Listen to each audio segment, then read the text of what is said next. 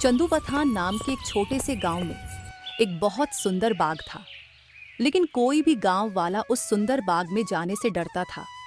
उनका मानना था कि अक्सर बाग के उस पार वाली गुफा के अंदर से किसी जिन्न की आवाजें आती हैं, जो आते जाते लोगों को आवाजें देता है, जिससे गांव वाले बहुत डरते थे।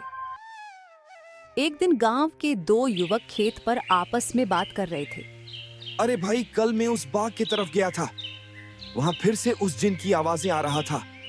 अरे क्यों भाई, क्या करने गए थे तुम वहां? क्या तुम्हें पता नहीं कि वहां जिन रहता है? अगर वो तुम्हें कहीं कुछ कर दे तो आगे से उस बाग की तरफ मत जाना। तभी वे वहां से बात करते हुए खेत से चले जाते हैं। अगले दिन गांव का एक लड़का कृष्णा बोला, यार, इस गुफा में से आवाज कौन देता होगा? मुझे इसके पीछे जरूर कोई रहस्य नजर आता है। कृष्णा भैया, जो भी हो, लेकिन गलती से भी इस गुफा के अंदर मत जाना। लेकिन इस गुफा का रहस्य तो मैं जानकर रहूंगा। सब गांव वाले डर के साए में आखिर कब तक रहेंगे? इसके बाद शाम हो गई और कृष्णा और उसका दोस्त अपने अपने घर चले गए। अगले दिन सुबह सारे गांव में सन्नाटा था और कृष्णा के घर के बाहर उसकी लाश रखी हुई थी। उसने शाम को बस यह बोलकर घर से निकला था कि आज एक रहस्य से पर्दा उठाने जा रहा हूं। मेरी कृष्णा की बहादुरी उसे ले दूंगी। हाय मेरा बच्चा।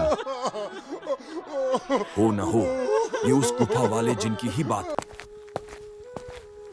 उसी गांव में राजा नाम का व्यक्ति रहता था, जो एक व्यापारी था। उसकी दो बेटियां थीं, रिद्धि और सिद्धि।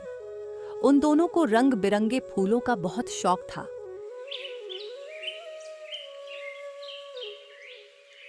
बहुत दिन हो गए हैं, चलो आज हम गांव के बाग में चलते हैं। न जाने क्यों हमें बाबूजी उस बाग में जाने से मना करते हैं। हाँ रिद्धि, वो बाग सच में बहुत सुंदर है। उस बाग में बहुत सुंदर फूल होते हैं, लेकिन बाबूजी हमें जाने नहीं देते। वो कहते हैं गांव के बाग के उस पार एक गुफा है जो बहुत ही भयानक है। अरे सिद्ध, ये सब गलत बातें हैं। मुझे नहीं लगता वहाँ ऐसा कुछ है। और वैसे भी गांव वालों ने उस जिन्न को देखा नहीं, बस उसकी आवाज ही सुनी है। अगर सच में वहाँ कोई जिन्न होता तो क्या गांव वालों के सामने नहीं आता? हाँ, तुम सही कह रही हो रिद्धि। मुझे भी लगता है कि वहाँ कुछ नहीं है। चलो ठीक है, हम दोनों कल ही बाग में जाएंगे और हो सके तो क्या पता कृष्णा की मौत का रहस्य भी पता चल जाए। हाँ, वहाँ कुछ नहीं है। हम दोनों सुबह चलेंगे, तब तुम खुद ही देख लेना। लेकिन बाबूजी हमें नहीं जाने देंगे सिद्धे। कल बाबूजी सुबह किसी काम से शहर जाएंगे। उनके जाते ही हम दोनों बाग में जाएंगे। ठीक है। इसके बाद दोनों बहनें अपने कमरे में जाकर सो जाती हैं।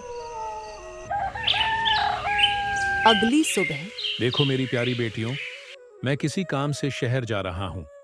तुम दोनों अपना ख्याल रखना और उस बाग में फूल तोड़ने मत जाना। वो जगह अच्छी नहीं है। कोई भी गांव वाला वहां नहीं जाता।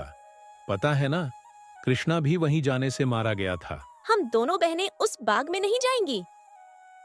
इसके बाद राजा वहां से चला जाता है। उसके जाते ही दोनों बहनें उस बाग की तरफ जाने लगती हैं। तभी गांव का एक आदमी उन्हें देख लेता है। अरे रिद्धि और सिद्धि बिटिया, तुम इस बाग की तरफ कहाँ जा रही हो? क्या तुम्हें नहीं पता कि बाग की उस तरफ एक गुफा है जो बहुत ही डरावनी है? वहां से अक्सर किसी जिन्न की आवाज आती है। अरे काका, हम दोनों बस बाग में ही जा रहे हैं। वहाँ से कुछ फूल लेकर बस अभी आ जाएंगे। आप चिंता मत कीजिए, हम बाग के उस तरफ वाली गुफा में नहीं जाएंगे। चलो ठीक है बेटियों, लेकिन तुम दोनों शाम होने से पहले आ जाना। अच्छा, अब मैं चलता हूँ। इसके बाद वह आदमी वहां से चला जाता है। थोड़ी दूर चलने पर रिद्धि और सिद्धि देखती हैं कि दो आदमी आपस में बातें कर रहे हैं। अरे भाई, ये हम सही कर रहे हैं। क्या गांव वाले कहते हैं कि वहाँ एक जिन रहता है? मुझे नहीं लगता ऐसा कुछ है। वो गुफा गांव के मुखिया की है। मुझे तो लगता है उसमें बहुत सारा खजाना होगा। सब गांव वालों को डराने का बहाना है। बस चलो चलकर आज देख लेते हैं। इसके बाद वे दोनों गुफा की ओर जाने लगते हैं और वो दोनों बहनें उनका पीछा करने लगते हैं। जैसे ही दोनों गुफा के अंदर जाने वाले होते हैं, तभी गुफा के पास एक औरत आती है जो देखने में काफी भयानक होती है और उसके हाथ में एक टोकरी होती है जिसमें बहुत सारे रंग बिरंगे फल होते हैं।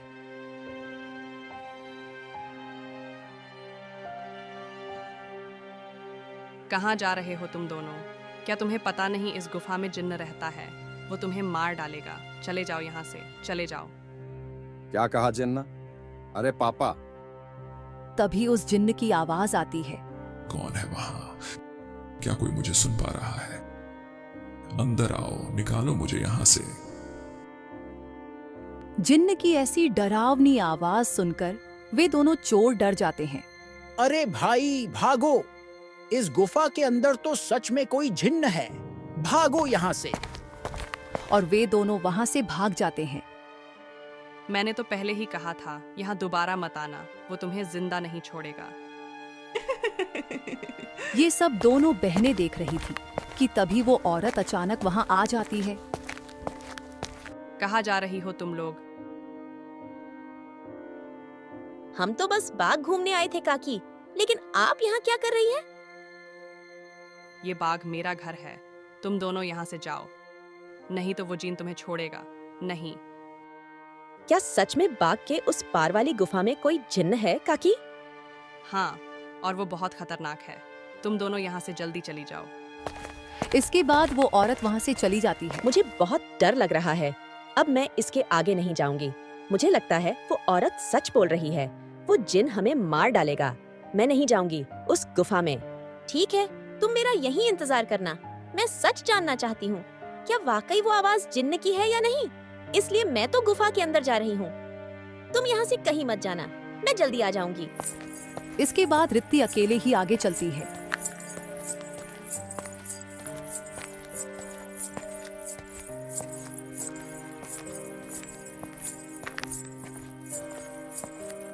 रिद्धि चलते चलते उस गुफा के पास पहुंच जाती है। तभी एक आवाज उससे सुनाई देती है जो काफी भारी होती है। ऐसा लगता है जैसे किसी रोते हुए इंसान की आवाज है। कोई है यहाँ, मुझे यहाँ से बाहर निकालो।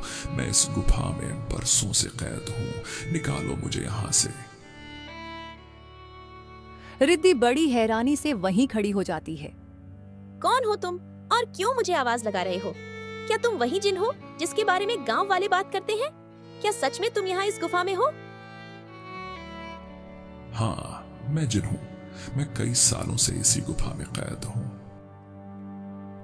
मेरी सहायता करो लड़की, मेरी बात मानो। मैं तुम्हें कोई नुकसान नहीं पहुंचाऊंगा। तुम मुझे इस गुफा से आज हाथ कर सकती हो। इसके बाद मैं यहाँ से हमेशा के लिए चला जाऊंगा। मेरी सहायता करो। क्या सच में हमेशा के लिए तुम यहाँ से चले जाओगे? मैं तुम्हारी सहायता जरूर करूंगी। मुझे क्या करना होगा? जिन, बताओ मुझे, मैं अवश्य करूंगी। तभी गुफा के दरवाजे खुलते हैं और रिद्धि उस गुफा के अंदर चली जाती है।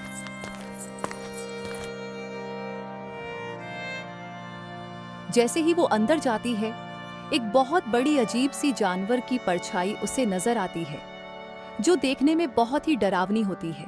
आओ लड़की, तुम्हारा जिन्न की इस गुफा में स्वागत है। मैं कई सालों से गुफा के बाहर आते जाते लोगों को डराता हूँ। सब गांव वाले डर कर भाग जाते हैं। कोई भी गांव वाला इस गुफा में आने की हिम्मत नहीं कर पाता। लेकिन तुम बहुत ही बहादुर लड़की हो जो इस गुफा में अकेली चली आई हो। क्या तुम जिन हो, लेकिन तुम मुझे दिखाई क्यों नहीं दे रहे हो? नहीं, मैं जिन नहीं हूँ लड़की। मैं उस जिन्न की परछाई हूँ। वो जिन्न तो इस गुफा के अंदर कैद खाने में बरसों से कैद है। वो बाहर नहीं आ सकता है। मैं उसकी परछाई हूँ। परछाई? तुम मुझे ये बताओ कि वो जिन्न इस गुफा में कैद क्यों है? क्या जिन्न के इस गुफा में निकलने का कोई मार्ग नहीं है? मार्ग है लड़की, और तुम उस मार्ग तक पहुंच सकती हो। लेकिन इसके लिए तुम्हें इस गुफा के तहखाने में जिन्न के पास जाना होगा। वही जिन्न तुम्हें उसकी मुक्ति का राज बताएगा। इसके बाद रिद्धि हाथ में जलती हुई एक आग की मशाल लेकर उस गुफा के ओर जाती है। जैसे ही रिद्धि तहखाने के अंदर जाती है,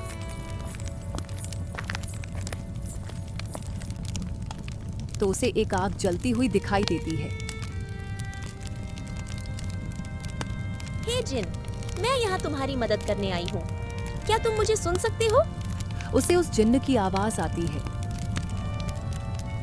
आओ बहादुर लड़की, मैं तुम्हारा ही इंतजार कर रहा हूँ। मैं जानता हूँ कि तुम ही मुझे इस गुफा से मुक्ति दिला सकती हो। तुम्हारा इस गुफा में स्वागत है लड़की। तुम बहुत ही बहादुर हो जो इस गुफा में आई हो। मेरा नाम जिनाद है। मैं यहाँ कई सालों से बंधा हूँ। मेरे सामने आओ जिनाद, मैं तुम्हें देखना चाहती हूँ। कि तभी अचानक से जिनाद उसके सामने आता है, जो बहुत ही डरावना होता है। वो बहुत ही भयानक सा दिखता है, जिसके सिर पर एक लंबी छोटी होती है। उसे देखकर रिद्धि थोड़ा डर जाती है। देखो, डरो मत लड़की, मैं तुम्हें कुछ नहीं करूंगा।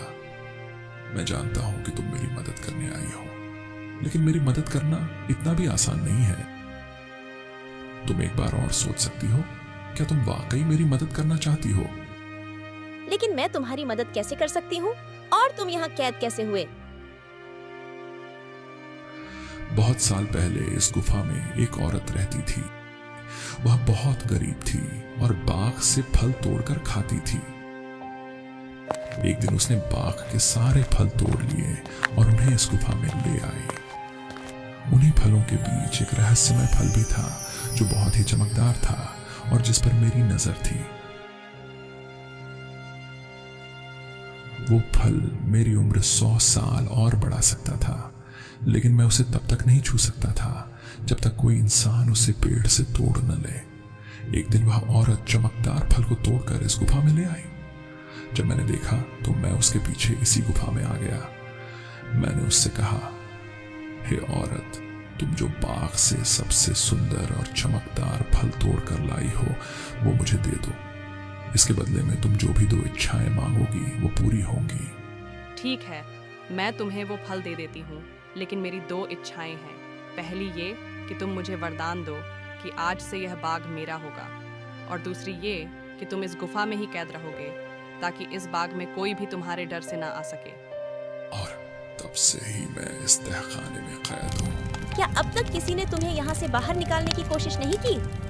इससे पहले गांव के एक लड़के ने मुझे बचाने की हिम्मत दिखाई थी, लेकिन जैसे ही वो लड़का उस चमत्कारी फल को लेकर गुफा में आ रहा था, तभी उस बूढ़ी औरत ने उसे मौत के घाट उतार दिया। और सारे गांव में बात फैल गई कि मैंने उसे मारा है। हाँ, वो लड़का हमारे गांव का कृष्णा चाचा था। उसे उस बूढ़ी औरत ने मारा। अब मैं तुम्हें यहाँ से आजाद जरूर करूंगी, पर मुझे आजाद करने के लिए क्या करना होगा? तुम्हें यहाँ से उस बाग में जाना होगा। वहाँ तुम्हें उस बाग में रहने वाली उसी औरत की झोपड़ी दिखेगी, जिसके कारण मैं इस गुफा में कैद हूँ। तुम्हें उसकी झोपड़ी में जाना होगा। वहाँ से तुम्हें सबसे सुंदर और चमकदार फल लाना होगा। मेरी मुक्ति का राज उस फल में ही कैद है। ध्यान रखना बहादुर लड़की, उस औरत की झोपड़ी में कोई नहीं जा सकता है। जब वो सो रही होगी तुम्हें तभी जाना होगा और उसकी फलों की टोकरी में से सबसे चमकता फल लेकर आना होगा। उसी फल में तुम्हें मेरी मुक्ति का राज मिलेगा, लेकिन तुम्हें ये काम बड़ी होशियारी से करना होगा। अगर उस औरत को पता चल गया तो वो तुम्हें जिंदा नहीं छोड़ेगी। ठीक है जिन, मैं तुम्हारे लिए वो चमकदार फल जरूर लेकर आऊंगी। मैं तुम्हारा इंतजार करूंगा बहादुर। इसके बाद रिद्धि वहां से बाग में जाती है और उस औरत की झोपड़ी की ओर बढ़ने लगती है। रिद्धि देखती है कि उस औरत की झोपड़ी में कोई नहीं है। वो इधर उधर देखती है और झोपड़ी के अंदर चल जाती है। तभी अचानक रिद्धि देखती है कि वही औरत अपनी झोपड़ी की तरफ आ रही है। ये देखते ही रिद्धि दरवाजे के पीछे छुप जाती है। वो औरत अपनी झोपड़ी में आती है और उसके हाथ में एक टोकरी होती है जिसमें बहुत सारे फल रखे होते हैं। वो अपनी टोकरी एक टेबल पर रख देती है और पास ही पड़ी चारपाई पर सो जाती है। थोड़ी देर बाद रिद्धि बाहर आती है और उन फलों की टोकरी में से सबसे चमकता फल देखती है। लगता है यही वो चमकदार फल है जिसके बारे में वो जिन बात कर रहा था। रुको लड़की, तुम मेरा ये जादुई फल लेकर कहाँ जा रही हो? मुझे मेरा फल वापस करो, वरना मैं तुम्हें यहाँ से नहीं जाने दूंगी। मुझे ये फल ले जाने दो काकी। मैं इस फल को उस जिन्न को देकर उसे इस गुफा से आजाद कराना चाहती हूँ, ताकि सारे गांव वाले बिना डर यहाँ आ सकें। मुझे इस फल को लेकर जाने दो काकी। क्या कहा लड़की? तुम मेरी कई सालों की मेहनत पर पानी फेर देना चाहती हो? उस जिन्न के रिहा होते ही सारे गांव वाले मुझे इस बाग से निकाल देंगे। नहीं, मैं ऐसा नहीं होने दूंगी। ये सुनकर रिद्धि वहां से उस फल को लेकर भागने लगती है और वो औरत भी उसके पीछे भागने लगती है।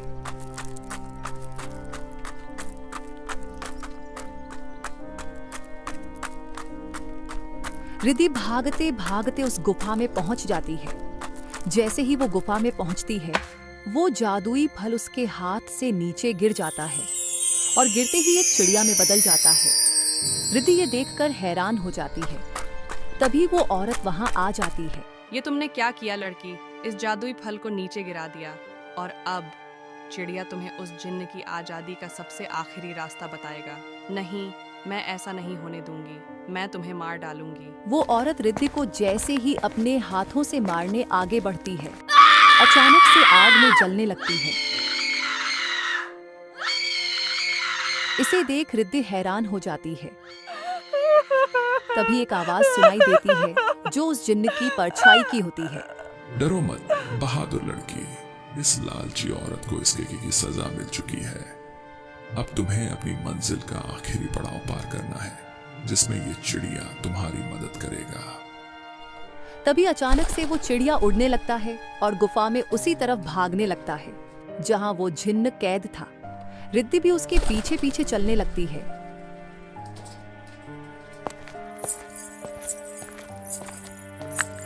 वो चिड़िया एक छोटी सी दरवाजे के पास जा बैठता है जो काफी चमक रही थी। तभी चिड़िया की आवाज आती है।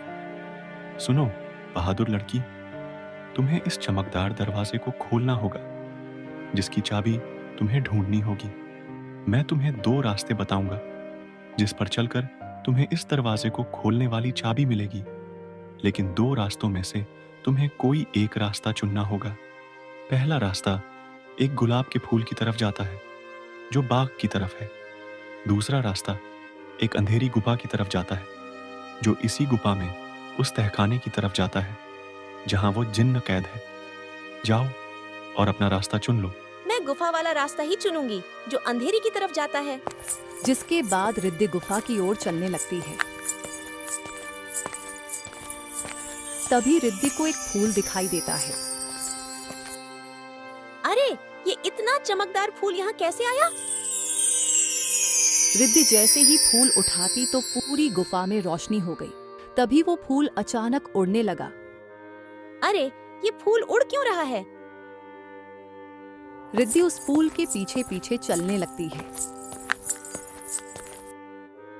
थोड़ी दूर चलने पर रिद्धि देखती है कि 4 चाबियां अलग अलग रंग की थीं, जो हवा में उड़ रही थीं। अरे, ये तो वही चाबियां हैं जिनके बारे में वो चिड़िया बता रहा था। लेकिन अब इनमें से सही चाबी कौन सी होगी? तभी रिद्धि को एक आवाज आती है जो उस जिन्न की परछाई की होती है। बहादुर लड़की, तुम्हें इनमें से एक चाबी उठानी है। याद रखना, तुम्हें एक सही चाबी उठानी है, लेकिन ध्यान रहे तुम्हें बड़ी होशियारी से एक चाबी उठानी होगी। अगर तुमने गलती से गलत चाबी चुन ली तो ये 4 चाबियां गायब हो जाएंगी और तुम कभी भी जिन्न को आजाद नहीं कर पाओगी। क्या? हे भगवान, ये किस दुविधा में डाल दिया है। अब मैं कैसे इन 4 चाबियों में से सही चाबी चुनूं? ये सुनकर रिद्धि हैरान हो जाती है। काफी देर सोचने के बाद रिद्धि देखती है कि 4 चाबियों में से एक चाबी बहुत बड़ी थी, जो नीली रंग की थी, और जिस चमकदार फल के गिरने से वो चिड़िया बना था, वो भी नीली ही रंग का था। जैसे ही उसने नीली चाबी चुनी, बाकी सारी चाबियां गायब हो गईं। तभी फिर से जिन्न की परछाई की आवाज आई। शाबाश बहादुर लड़की, तुम्हारी सोच विचार की वजह से आखिरकार तुमने बिल्कुल सही चाबी चुन ली। अब जाओ उस दरवाजे के पास और खोल दो उसे। रिद्धि उसी दरवाजे के पास जाती है।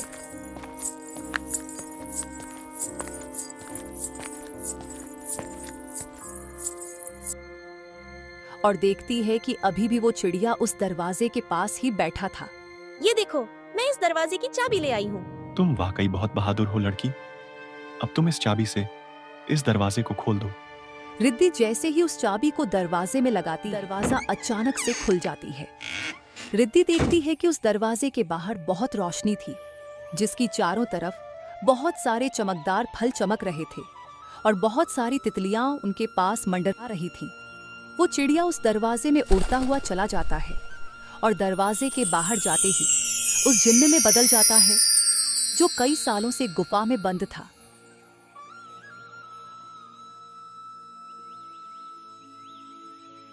तुम्हारा बहुत बहुत धन्यवाद लड़की, तुमने मुझे इस गुफा से आजाद कर दिया। तुम एक निडर और साहसी लड़की हो। तुम जो भी मांगोगी मैं वो तुम्हें दूंगा। बोलो, क्या इच्छा है तुम्हारी?